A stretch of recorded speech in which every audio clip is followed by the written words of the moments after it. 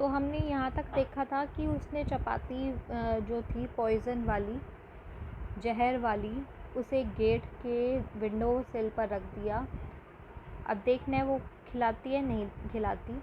यहाँ से देखो, but as she was about to keep the chapati on the window sill as usual, जैसा कि वो हमेशा विंडो सिल पर रखती थी, खिड़की के किनारे पर हमेशा रखती थी चपाती को, ऐसे ही उसने रखने ही वाली थी। हर हैंड्स ट्रम्बल्ड, उसके हाथ काँपने लगे। What is this I am doing, उसने कहा मैं ये क्या करने वाली हूँ। एट वंस, एक बार, she threw the chapati into the fire, और उसने ऐसा सोचते ही चपाती को फायर आग में फेंक दिया। प्रिपेयर्ड अनदर वन, दूसरी रोटी बनाई, and kept it on the window सिल, और फिर उसे दरवाजे की वो जो खिड़की थी रूम की, किचन की, उस खिड़की पर रख दिया। द हंच बैक केम, जो कुबड़ वाला व्यक्ति था वो आया। पिक्ड अप द चपाती, चपाती उठाई, एंड मटर्ड द वर्ड्स, और वही वर्ड बड़बड़ाने लगा। क्या वर्ड्स थे उनके?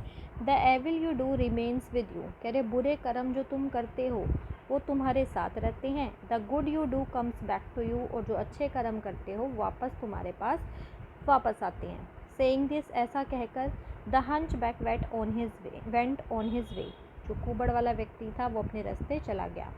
Ignorant of the turmoil within the women's mind, ignorant मतलब अनअवेयर, उसे नहीं पता था।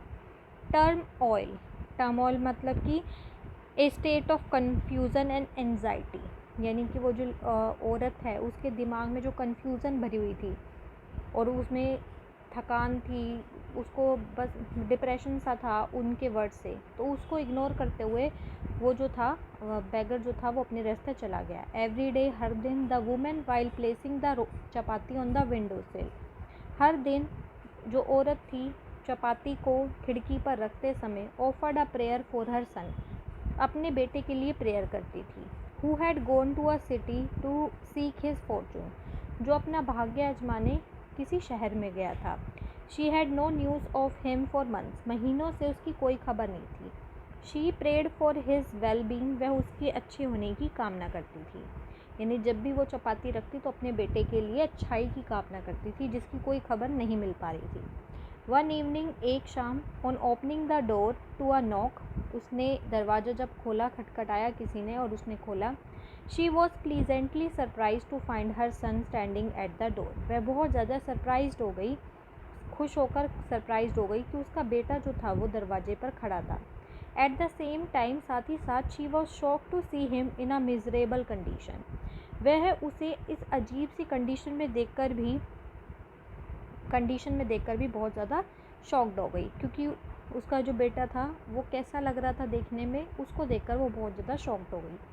ही हैड ग्रोन थिन, वह पतला हो चुका था। Lean, and his clothes were tattered, उसके जो कपड़े थे वो भी क्या हो चुके थे, फटे हुए थे, मतलब जिस तरीके से उसने कपड़े पहन रखे थे ऐसे कपड़े थे, बहुत पतला हो चुका था। ही वॉज लुकिंग हंग्री, वह भूखा लग रहा था। स्टार्व्ड, यानी भूख से कांपना, भूख से मरना, ऐसा हो रहा था। And weak, he cried on seeing his mother, वह अपनी मदर को देखकर रोने लगा। मॉम, इट्स अ मिरेकल, माँ ये एक मिरेकल है, मैजिक है। आई एम हेयर, मैं यहाँ पर हूँ, यानी मेरा होना ये एक मैजिक है। आई एम फैमिश्ड मतलब हंग्री, मैं बहुत भूखा हूँ।